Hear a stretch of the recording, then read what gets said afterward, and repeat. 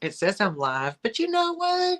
I'm gonna wait till I see it on the YouTubes or here on my iPad before I be, before I have trust issues. So, Really? you don't Never say. would have guessed that. Oh my God. Isn't that obvious? Oh, here we are. All righty. Okay, so why is my do not disturb off? I have no idea. I don't know. Anyway, hi, welcome back to my channel, Miss Damn Jewelry. I'm Dolores, and here we are with Daniel from Tacky Is Me. And I see K Miss Cassie. How you doing? Gonna be just us today. That's just fine with me. Um, so as always, Daniel, you're looking absolutely stunning. You're Linda Evangelista. Thanks. Got my- You got your Wonder Woman, Well, I wasn't able to do I Am Pretty Manly live, so you figure you're gonna just pack it all in. that's right. I like to pack it all in. Mhm. Well, you're more than welcome to always be here looking fabulous. Hello, Miss Amanda. How are you? He is looking lovely, isn't he? Always. He always outdoes me. I always feel like the homely, you know, Nobody can outdo you with your glorious red mane and your wonderful glasses. Nobody can outdo you. like the younger, dopey looking. So, Daniel, you know. Anyway, hey, LaDonna. I had to go downtown pick up some in Omaha. We have a designated bike lanes. Oh, girl. Mm-hmm. We got a man in a wheelchair in the bike lane. Well, I mean, it didn't specify if it could be a quad bike or a trike or it's a bike. Just roll it down. Man, when you got to get somewhere down, you got to get somewhere. Anyway, what's the weather where you are, Daniel? It's hot. Is it really? It's 83 and it's humid. And Really? it's not fall like anymore, so I'm not happy. Hey, Monica. Hi, Jamie. Like, man, get right You over. just lurk, sweetie. You just lurk. It's fine. I totally understand. Yes, absolutely. Yes, just lurking. That's fine with us, honey. Um, what was I gonna tell you? Um, oh, here, the weather here. The weather here is this morning I woke up, it was 46 degrees. So good. Which is hence why I'm wearing a sweatshirt. Because if it was like, it was a couple weeks ago, oh no, ma'am, would not be wearing a sweatshirt. Today's high was about 59. And I but it was raining all day. It was raining on and off. So we're supposed to get a little warmer by Monday, 66 for the high. So I had to wear a cold shoulder blouse just to think I'm cold. but yeah. Kathy's got 76, beautiful out. The trees are starting to turn colors there with the Donnies. Yes. Uh, oh, Amanda's paid for her new old house. All right, it's nearly mine. Yes. So, oh my God, sent this snail mail. Who does that? You can do that signing on emails. Trust on over the computer. I know I've had to do it. But at least the wheels are turning, Amanda, for you. Hey, Sandy. Waiting for the tropical storm. Oh, what tropical storm, Sandy? There's a new little low off the Carolinas that's going to turn into a tropical storm. Oh, okay. Do they have a name for it? Is it named yet? Yeah, if you would have asked me 2 hours ago, I could have told you, but Someone will tell me in the chat. Someone will tell me. that was 2 hours ago. It hasn't been named yet because I don't think it's reached it yet, but it's Okay, getting ready to reach tropical storm. all right. It's almost there. But the next name. Anyways, that's what Ryan Hall y'all said. Well, okay, right. How y'all? Well, Hurricane Lee that hit last week. That hit like New England. We got that. That's what we got this week. We got remnants of that this week. Monday, Tuesday, and Wednesday. It hit here. It was just rain and wind, but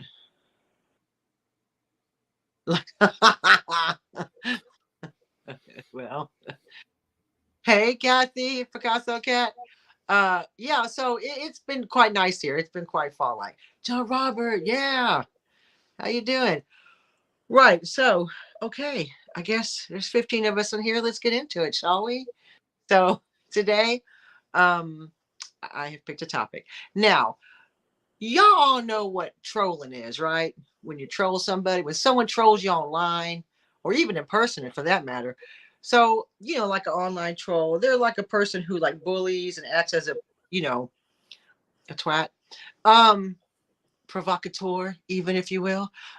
Someone who winds people up, basically, says, digressive things to somebody, off topic subjects.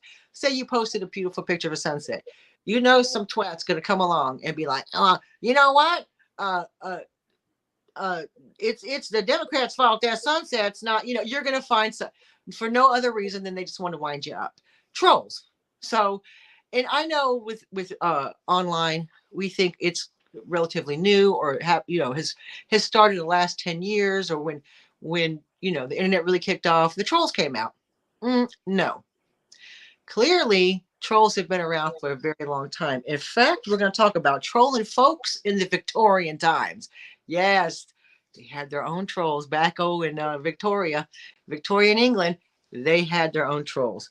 So they're pretty much like hoax letters, unsigned mail, unsigned cards, or just letters with symbols or initials. And they were usually, sorry, I have my paperwork in front of me.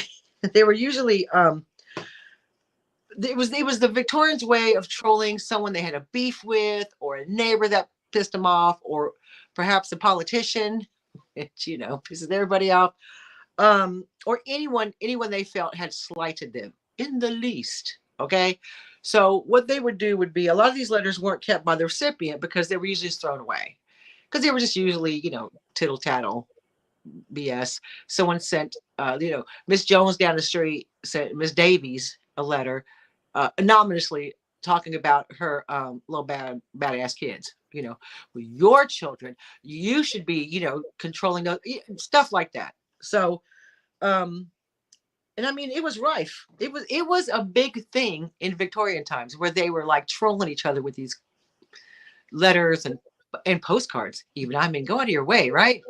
Send a postcard. But and I mean, and you think, well, who needs social media when you can put feather pen to paper and dog somebody anonymously, like you would do on the internet. So, but here's one of the most famous of these letters was written back in 1888, and it was in red ink, and it started "Dear Boss," and was signed Jack the Ripper. So this was sent to a London-based news distribution center. So Jack Ripper was doing it too. I mean, so was that real? Probably not. It was probably someone just pretending to be. They don't know, but they've actually, because it was sent. It was a case, a high publicized case. They obviously kept this particular hoax letter, this particular trolling paraphernalia, trolling ephemera, if you will. That would be the kind of ephemera to find. some nasty letter. Someone said, on the back of a real pretty postcard. Cut your lawn. Okay, so by that time, these types of letters have become quite popular. Some of the letters were sent to unsettle the recipient, like I know a secret about you, one of those things. Some of them were to undermine maybe even a third person. So like, I'm going to send Daniel. Can you imagine troll ephemera? I bet that gets some good money. Y'all, we should someone Google that. But a lot of times they didn't keep them. So if you really worth a lot of money. So like if I was, for instance, like when I say a third party, I would message Daniel or write, or not message, email, send Daniel a letter anonymously and tell him like, your sister's a harlot. Do you know what I mean? So it wasn't really about him, but it was to get to the third person, but it would via Daniel to insult his family, if you will, because that was a big thing. Yeah. So I think some of my vintage funny postcards could be considered trolling. I bet you they are. Mm-hmm. Yeah, they may be funny now, but I bet they weren't funny to the recipient. So,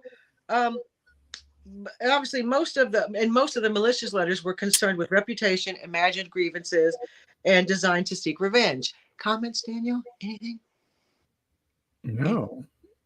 No. Say no. I'm waiting for more. Do you have Okay. examples? Yes, I do. So I have a couple examples, but why they became so popular is because there was the introduction of the prepaid halfpenny post. It was a smaller, less expensive postal rate for postcards.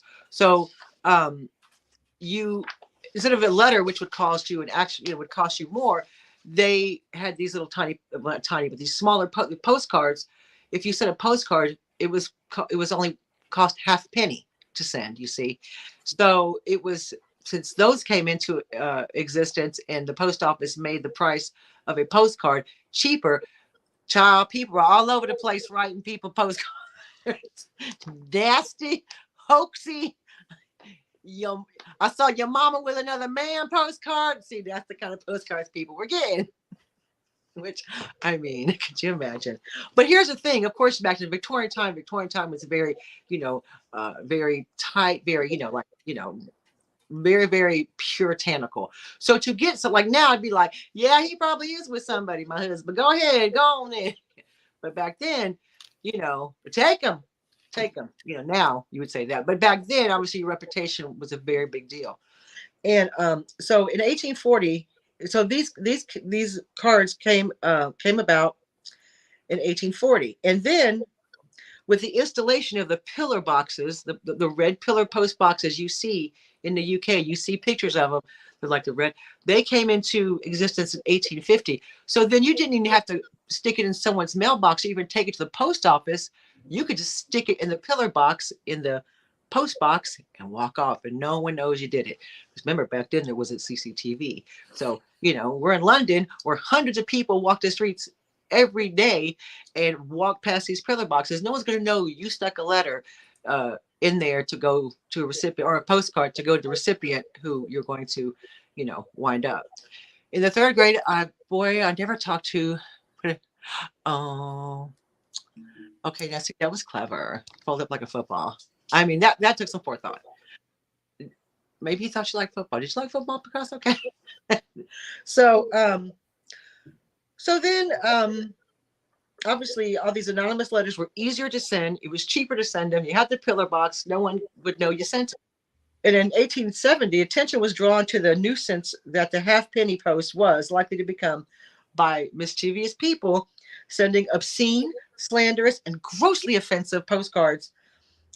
Remarks on open postcards. So open postcards, like when you send a postcard, anybody can read it.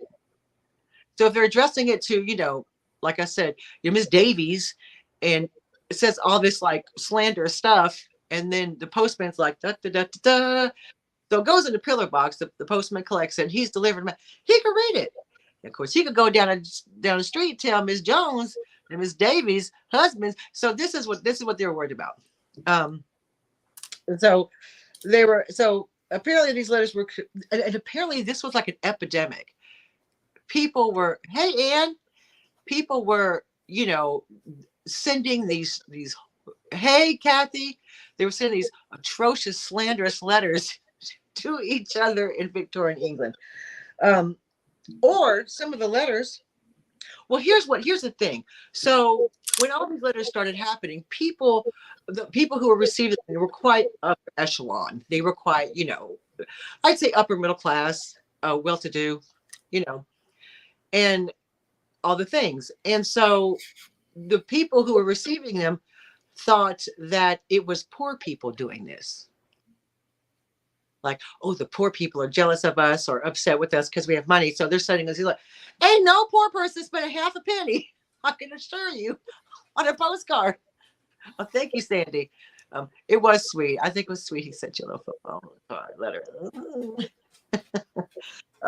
So, but it turns out it wasn't the poor people. It wasn't poor people. You know who it was? Can you guess? Can you guess? It came within the house. No, the calls coming from within the house. No, it wasn't. Turned out the abusive mail was not sent by poor people. It was sent by affluent men who appeared to be respectable in their community.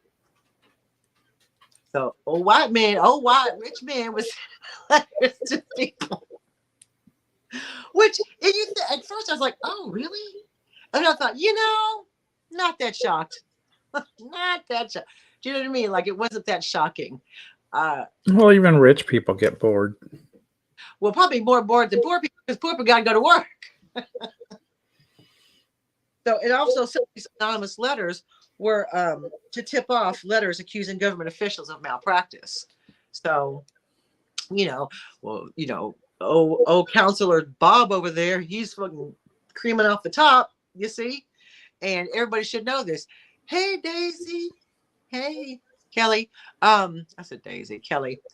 Hey, Sally. How you doing? So, so a lot of times these were like other government officials tipping off other government officials about a particular so you know what I mean, or people who knew the government official going, well, Bob over there is creaming off the top, you might want to, or there's some underhanded stuff going on behind, so that's what a lot of the letters were about, which I thought was interesting. I mean, that's kind of okay, I get that, but just sending someone malicious letters, crazy. So other letters that were sent to sully the reputation of others. When sent directly to their target, these letters often tapped into personal shame, identifying the recipient's secrets. So there you go. So this is what this was about. So let's say there was, someone who had an affair. And any more names, Dolores? I don't know. But I'm sure it's names. Nope. I forgot what I said 5 minutes ago, Kath. I'm sorry. Oh, Miss Smith and Miss Davies. Yeah, that's all I know. Miss Jones, Miss Smith, Miss McPherson. There's a good one. So obviously these letters were intended to shame the people who received them, and all that. So here are a few examples of some of the scandalous. There are some examples of some of the scandalous letters that had been kept. This is the best one. Oh my God, I love this. In 1829, Lieutenant Colonel William Granville Elliott, a major in the Royal Regiment of Artillery, already he sound posh, received this gem about his sisters. Okay. So this was how the letter read. I'm going to read it just like, this is some mean girl scenario. Girl, Victorian Heathers. Okay. That's who they were, Victorian Heathers. So this letter was sent to Colonel William Granville Elliott about his sisters. Sir, a gentleman on Blackheath just returned from Brighton, where he heard a certain lady spread a report that your sisters, 2 maiden ladies, were kept out of the charity by General Mann, and that your family endeavors to marry into families to live and sponge on them. So basically what he was saying, your sisters, I heard from another woman that your sisters got refused to go kept out of the charity. A charity was probably an event of some description, or maybe a nice club. I don't know what the charity was. Well, let's say it was a club. And by General Mann, so this not a man, not a general. The general's name was Mann, Mann. So he was kept out of. His sisters were kept out of the party because they know that his 2 sisters are trying to go find a rich man to marry him and sponge off him. That's what they were all doing back then. That's how women had to survive. Isn't that what they're supposed to do? Because the men wouldn't let them be a human being, so that's what they had to do. Men are stupid. They have been forever. Continue to find a man. Listen to you, sir. And that's what I thought. And I think I kind of go on here. So gossip about Elliot was already circulating in fashionable circles, declaring that his sisters were freeloading.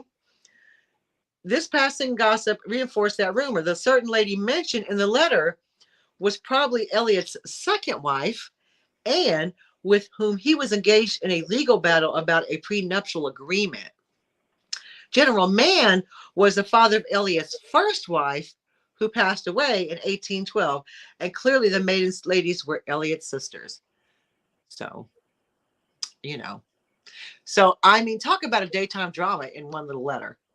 I mean, but that's what I mean, like you said, it was women were supposed to go out and find husbands. Why was this a problem for Lieutenant Elliot's sisters to do that? I'm waiting. I want to know what they considered obscene. Because you said earlier, obscene letters. I think something like that would be considered obscene. That is not obscene compared to what? We're talking Victorian obscene. I mean, we could have some obscene stuff nowadays, or maybe someone's, husbands. So whatever the reason, it shows that Victorian era people wanted to drag each other, and possibly spread incorrect information. Good to know nothing has changed, and now we can do that with high-speed internet and social media. So there's another one where I don't have it written down, but I remember it was somewhere, it was in England, and there was this bank, and someone had written, I don't know how, someone had sent these postcards, letters to all the bank clientele. So the people who were using the bank, saying that you better go take your money out because the bank's going to crash.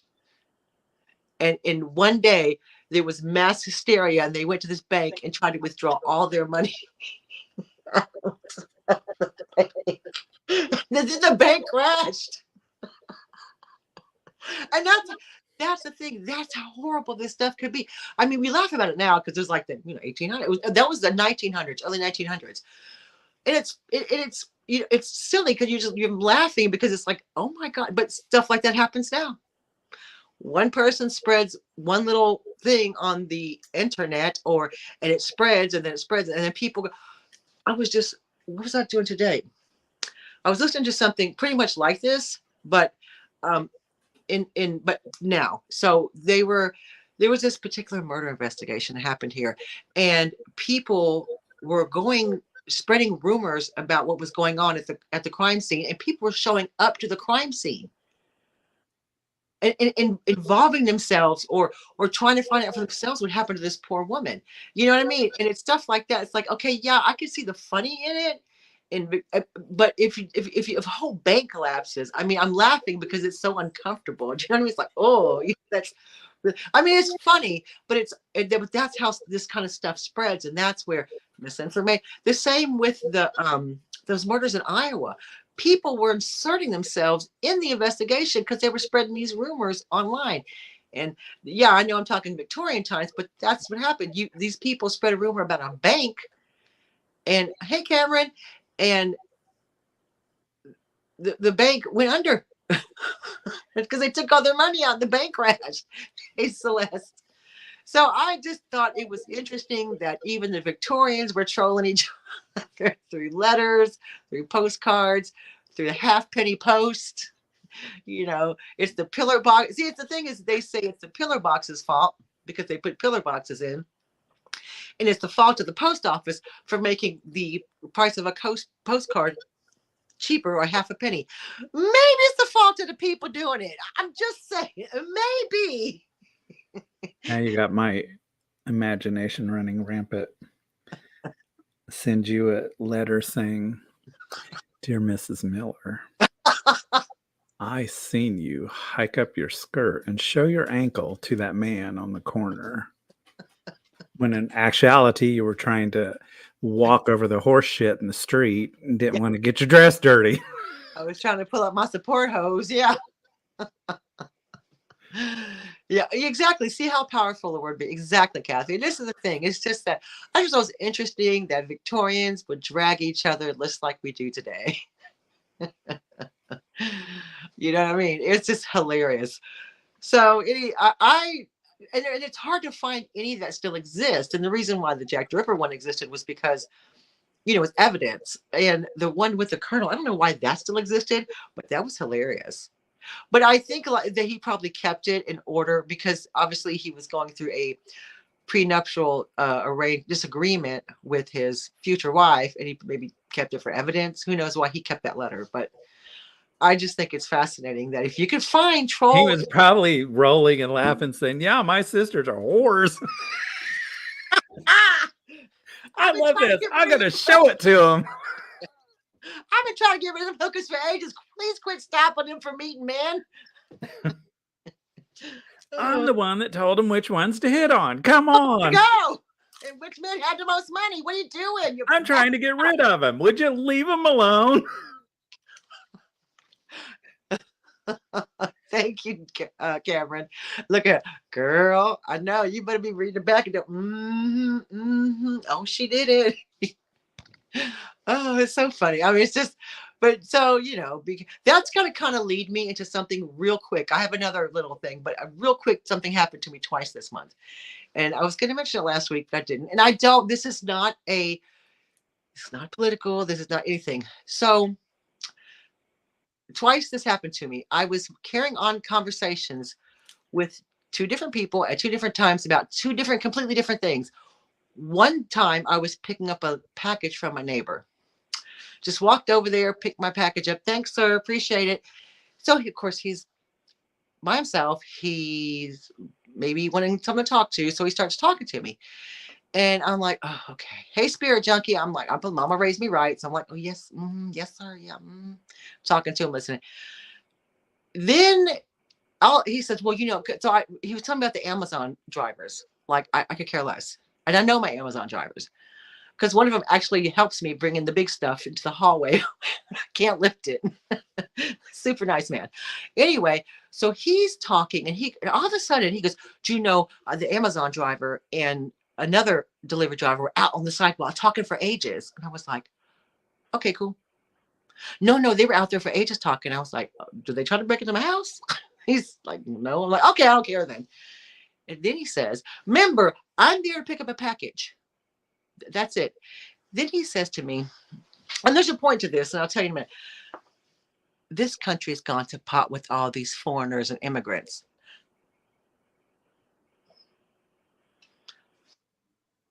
Are you talking about me? I mean, what? I was like, oh, okay, sure. Weren't even talking about that, and that just put my hackles up. As soon as he said it. And I knew what he meant because I know who my Amazon driver is. And my Amazon driver is not a white man. Let's put it that way. So anyway, I just grabbed my package and walked away. I said, I'm done here. And I told Dave that I don't ever want to talk to him again. Don't ever talk. So that's one thing. Second thing that happened last week, I was at work. And we were talking about, the county council here. Oh, girl, he know I'm a foreigner. You can tell by he knows. He knows I'm not from here. But see, here's and I'm not too many people talk like that over there. Not a lot of people talk like this over there. So yeah, he know. So yeah, don't get me started on Brexit. That's a whole different thing. So then I'm at work and I'm talking to somebody about the local county council being getting to the point where it's going to be bankrupt if they don't cut their spending. It was this big story because Birmingham County Council here went bankrupt anyway, and the government had to step in. But anyway, so we're talking about it, and my coworker so we're talking about it, and then two other people walk into my lab that work at the same place I do, and my coworker goes, hey, did you hear the county council's like gonna go bankrupt? Yeah, I mean, he's like kind of. And one of the people who walked in said, yeah, you know why? It's because all the immigrants live in the council houses. Again. And I looked at her and I said, I just looked at her and I said, I'm a foreigner. Lives in a council house. Just saying. Well, I don't mean you. Don't you? Well, who you mean? Please explain.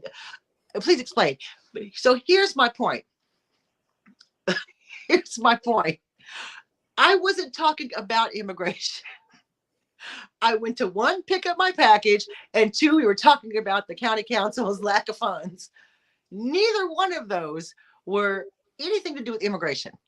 So I guess my point is, and I don't talk to people about that because I don't want to hear their opinions. I have my opinion, and you're entitled to your opinion all day long. You absolutely are entitled to your opinion. I didn't ask for it, though. I didn't ask for it.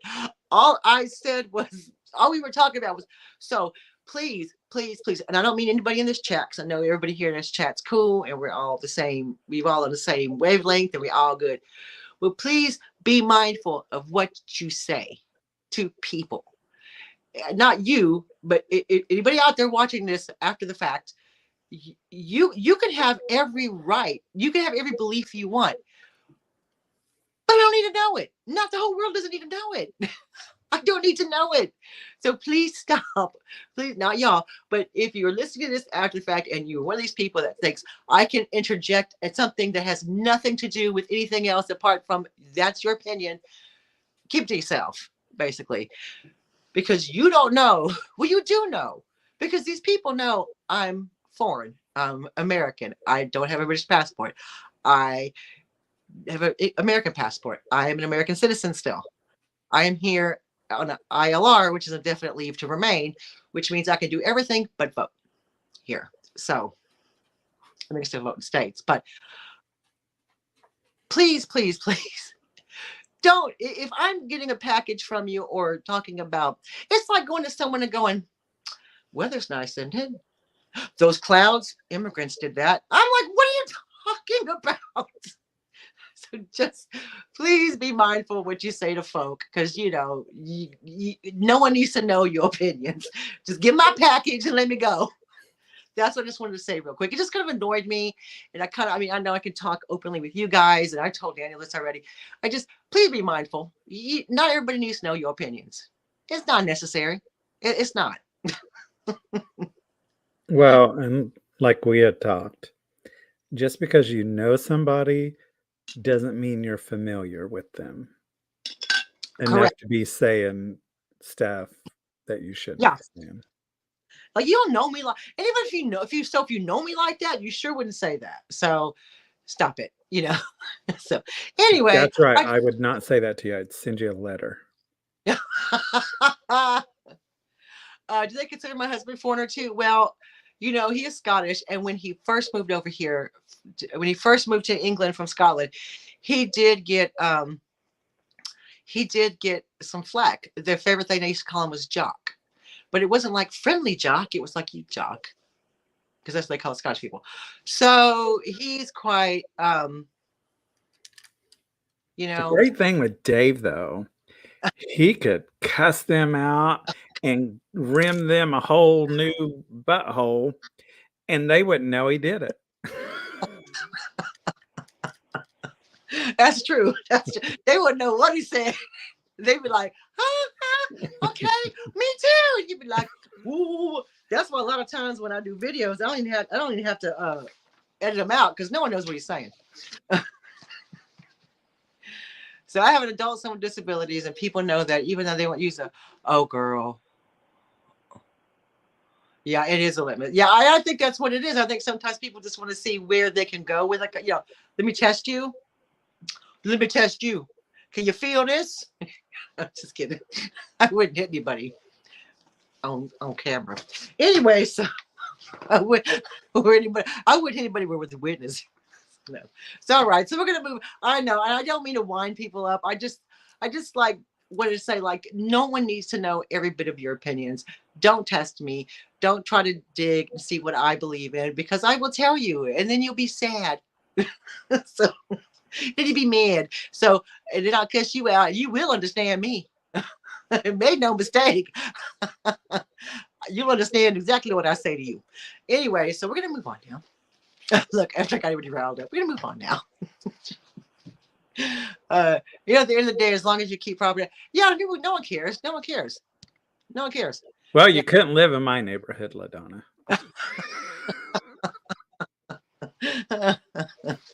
Just saying. just say it. So here's another pretentious. I'm sorry, another article that I found. So, I just look at these articles. So they pop up in the news sometimes. And this one was okay. Now, this is going to wind us all up. Okay. What interior designers think about your fall decor? Opinions on the 5 most common motifs. Brutally honest reactions from interior designers. These aren't my opinions. And you'll see why. So, there's always somebody talking about they know the best way to decorate your house. First off, ma'am, sir, you don't know what I like. You don't know me like that. Why are you coming up here with your gray pumpkins? I don't want to see them. So now these are not my words. This is from this article. Apparently, there's a fine line between tasteful autumn decorating and your house looking like a fall section at Michael's. Now, I don't feel like that's a bad thing. I mean, I would be mad about my house looking like Michael's. I mean, I walk into Michael's. I love the way it smells. It smells so good at Michael's. So, turns out some designers have some strong opinions about certain fall decor. These are my words. Interior designers were asked their thoughts on the most common fall decor pieces. Let's see what they had to say about pumpkins. So it wouldn't be fall without pumpkins. Pumpkins for porches and more. Okay, let's throw that in there. Pumpkins are just not for porches anymore. They could be used as centerpieces, bold-colored painted pumpkins, and clusters on a bookshelf. It's about seeing the extraordinary magic in the everyday pumpkin. Okay, agreed. I love a pumpkin. I'm not mad. One designer claims it is essential that pumpkins are real or incredibly realistic. So wait, what did she say? The advice is to stay away from plastic pumpkins for the interior of your home. Apparently, to one designer, this is not my words, nothing feels less fall than a plastic purple pumpkin. Excuse me? First of all, where do I get a plastic purple pumpkin from? Where do I get one? Because I want to get one now. I now want a plastic purple pumpkin. If you can find one, let me know. And you know what? There's nothing wrong with plastic. Check her out. Got this. Well, my friend bought this for me for Halloween. Oh, it will take pride of place in my house. Yes, it will. Hot pink kitty pumpkin Halloween bucket. Thank you. Have a blessed day, lady. Ma'am, with your no purple pumpkin. See, and Catherine owns a purple pumpkin. So thank you. So,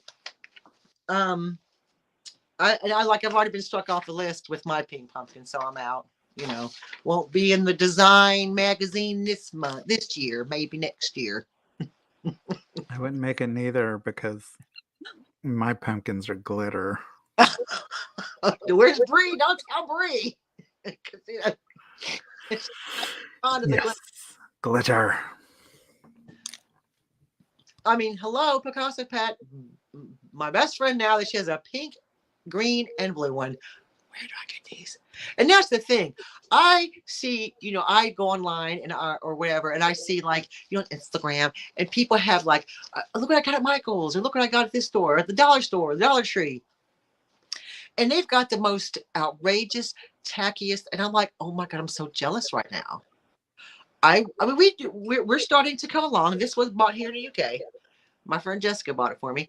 So we're getting there. We're getting there with our tacky Halloween. Yard stores and thrift stores. Okay. I made a wall hanging called White Trash Girls. It appliques, buttons, jingle bells. I love it, Kathy. I need it. I need it in my life. So we've all apparently failed the first test of gray pumpkins. She didn't say gray, but I'm hey, Southern hippie. I plan on painting my yes. Yes, yes. This everybody have a rainbow striped pumpkin. I love it. Wonder what she thinks of, or he, whoever it was, Yeah, it was uh, would think of having your beautiful outdoor pumpkins that are all ate up by groundhogs.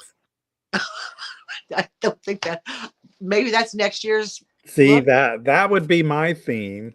Carnage.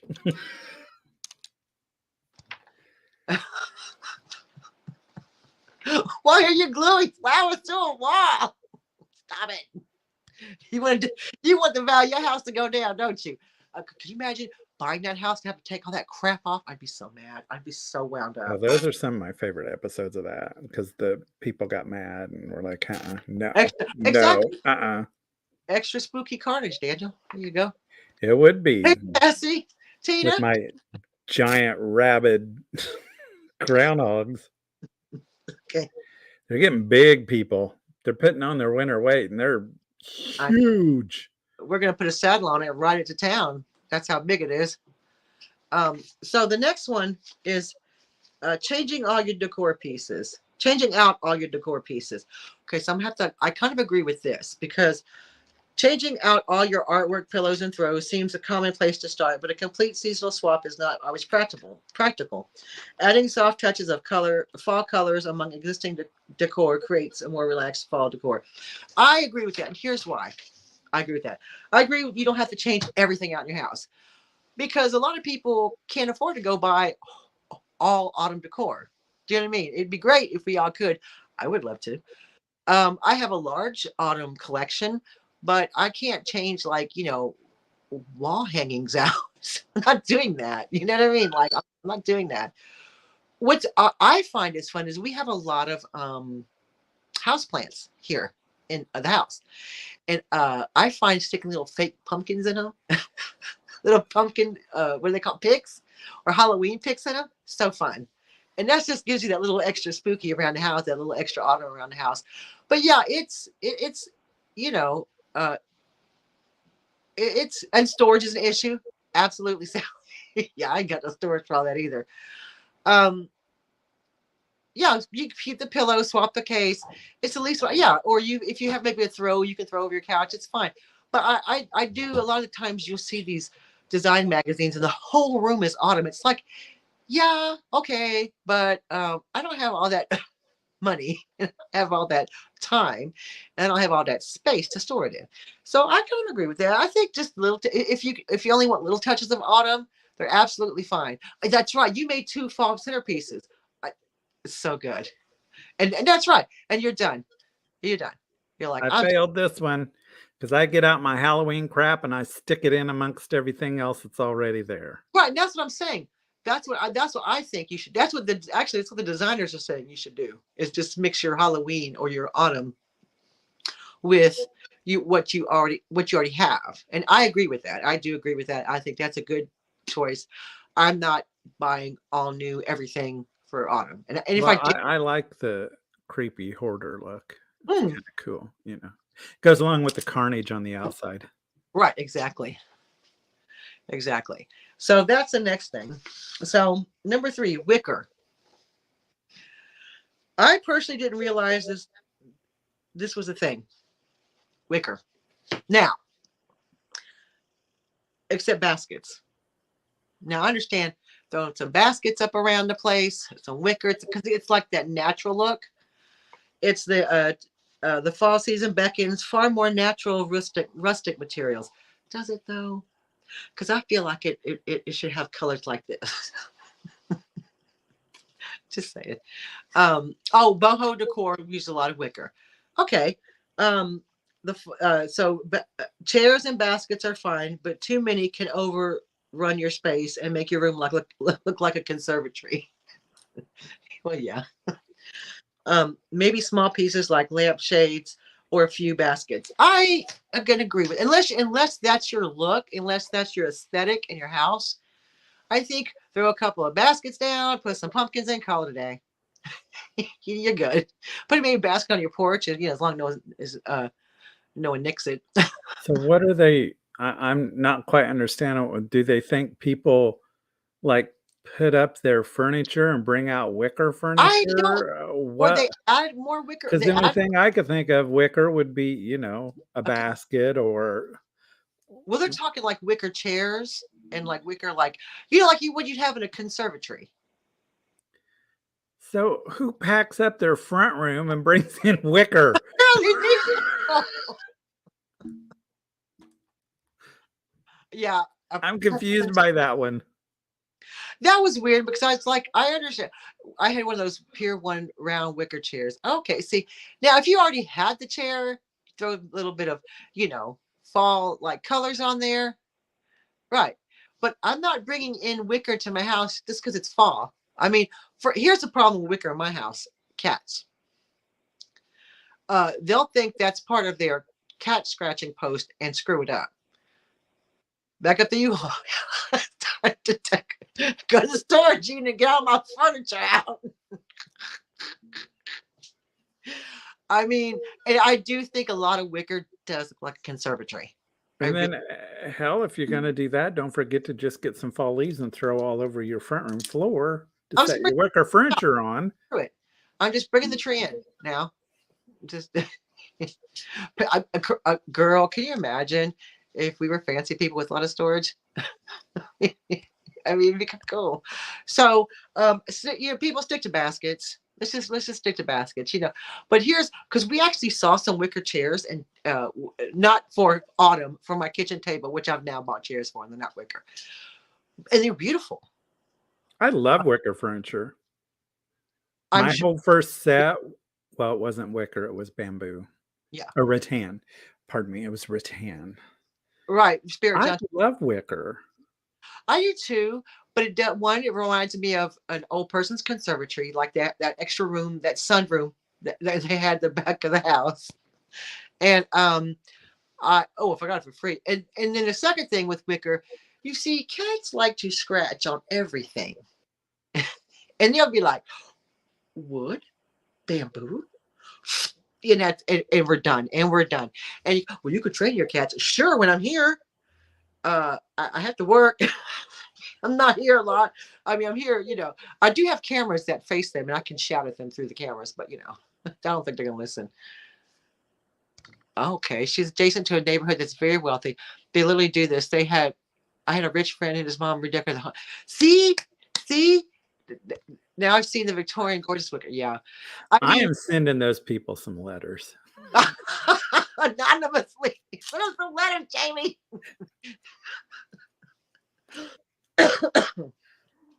So, the next one, number 4, fall foliage. Whether woven into a fall wreath, draped across a mantle, or a place on the dining room table, Jamie. She just made the centerpieces. Fall foliage is a must. According to designers, it should be like pumpkins, real or realistic looking at its best. Apparently, a plastic leg with a fake stem of leaves can be garish. You say garish like a bad thing. I mean, the plastic what? It has to look real. Then if you're going to get fall foliage, it has to look very real. So just taking hot glue on a wall and then throwing up some fake leaves are not a good thing? No. Okay. According to them. I would do that anyway. But look, I like garish. I love it. The big fake, remember back in the day when the artificial flowers had those big plastic leaves on them? The petals, they were like thick plastic flowers. You could hit somebody and really hurt them with it. Do you know what I mean? They were like really thick plastic, the old flowers. I love the cardboard leaves that have glitter on them. Of course you do. Yeah, absolutely. Die cuts are the way to go. Yeah. So, I mean, dyed wood shavings. Oh, that's pretty. So clipping rambles from, yes, you can clip the brambles from your yard and just stick them in your house. As long as they ain't poison ivy, girl, because they don't want to get that in your house. You know what I'm saying? Everybody's like this in the house going, it's free, Mom! Scratching. So do they have issues with decapitated doll head? No, we're gonna get there. Now, Sally, we're gonna get there. We're gonna get there. Um I like but here's the thing, you're gonna go buy real folly unless you're gonna go cut it out the woods. Oh, the crepe paper flowers. Yes, I like those too. And I love those because they're big, like pom-pommy. Oh, the best. That's the look I'm going for. You could you could if unless you're going to the woods and getting pine burrows and pine cones, which are free. I like the idea of pine cones; they're free. Go out and pick them. Um, you're not going to be buying expensive, silly, you know, branches from the flower shop because they're going to be expensive. You don't get a branch, go outside and get one. You know what I mean? And again, I get it, but give me garish any day of the week. Sorry, I'm that girl. My Halloween costume one year was a pile of leaves, stapled fake leaves to a t-shirt. That's funny. And then someone could go as like a poo, like because like when you jump in leaves, there's like dog poo. No, okay. Anyway, I thought it was funny. Anyway, that went downhill quick. Okay, so right. So also, here's a fun thing, a cheap way to make your house smell autumny. Orange slices and cinnamon sticks. Just throw them in a pot, boil them, you're fine. You're good. Cheap and cheerful. Yeah, I made paper flowers for my wedding. Oh, out of mats for her wedding. Oh, that's pretty. Oh, hey, Lemmy. She brought to bring up Charlie. Hi, Charlie. Exactly. Daddy misses you. No. Team Garish. Hashtag Team Garish. Absolutely. Yes, with the cloves. Yeah, put them in a crock pot. Exactly. These are ways to give your house. You don't have to go out and buy expensive wax melts and all the things. Unless it's a black skull or a pumpkin, then Oh yeah, you got the wax, but yeah, you're fine. But I think if you just want to, when you cook, that tends to go all over the house. So if you're cooking something like that on your stove, that would make the whole house smell really nice. Cook, what's that? Like I say, embrace the faux flowers because ain't no one got no money. Ain't no one got no fresh cut flower money around here. Okay, ain't no one got it. So I ain't got that fresh cut flower money. I'm sorry. I'm gonna have to reuse those suckers every year. So now here's the last thing we get into: Halloween decor. Halloween decor motifs. I'm right off the bat. I'm not going to be on the same page as this person. Apparently, interior designers feel like we should curb our enthusiasm with indoor Halloween decor. Excuse me, man. Excuse me. What'd you say? No. I'm like, absolutely not. It's not all cackling witches and plastic bats. Yes, it is. Yes, it is. I mean, it really is. They suggest fake crows. Okay, I'm not mad at this part. Fake crows. Well, I hope they're fake. They just said crows. I'm assuming they're not getting real crows and putting them in your house. Apothecary jars or vases or lacy spiderweb doilies. Okay, I agree with all that. Are favorite pieces. And designers say pieces should whisper Halloween, not shout it. Go away. Just go away. What's the point? Stop it. That's like saying your Christmas tree should be lightly decorated. Get out of here. Who says it? Why? What is this a bunch of word soup now? Halloween whispers, not shouts. Oh, no one shouts. Trust me, it screams. A bunch of fun suckers. Exactly. Oh, my God. At the end of the day, I'm going to tell you, at the end of the day, these designers can say whatever the hell they want. And guess what? People read them articles just like I did. Of course, what it did to me was wind me up, not inspire me. It made me mad. And I say, take all your stuff, like all your Halloween stuff, just throw it on the floor. Like, yes, it's here, finally. Girl, these people wrote even have any joy in their girl. No, in their grades, girl. No, no, ma'am. They don't have any in their grades lives. They don't. No, and their idea of a treat is sucking on a lemon. Not sucking on a lemon. So, Halloween should absolutely shout. And here's the thing. Halloween, we all know I love Halloween in autumn. I've made no bones about it all year long up until this point. At the end of the day, these people even wrote this up. Yeah, no, they don't. The thing is, Halloween screams like kids on Halloween candy. Yes, exactly, Catherine. Here's the thing. I feel like we're the people, us people here, our gang here. Hashtag Team Garish. Are the kind of people who want Halloween to scream and want it to be loud and proud about it.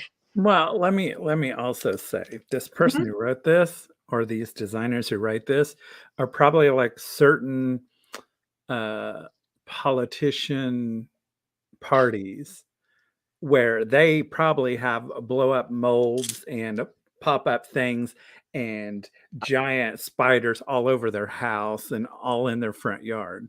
Right. You just don't know it. And then they write these articles. Correct. And I just think that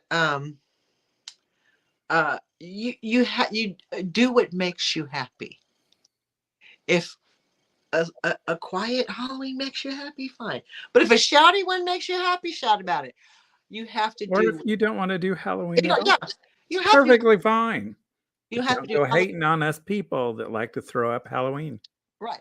There is nothing better than a Dollar Tree tinsel cat or a witch hat or a ghost. I love those tinsel things. Or pink pumpkin pale cat.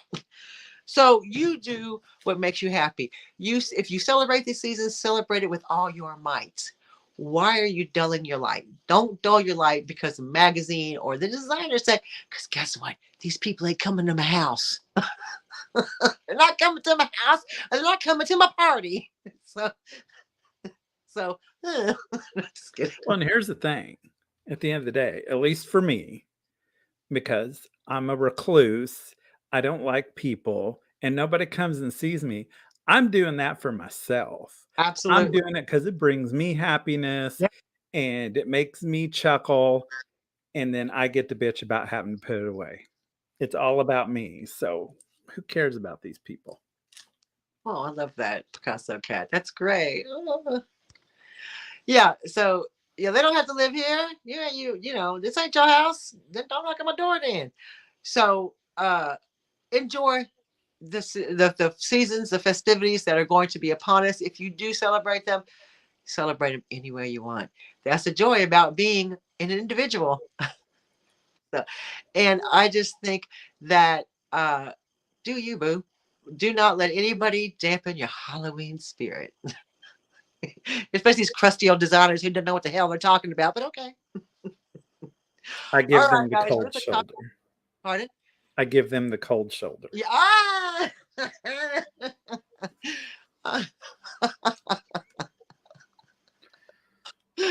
All right, guys. Thanks so much for popping in. It's the top of the hour. Don't forget the thumbs. The thumbs up. It's so fun talking to you guys. I love talking to you guys every week when we see you.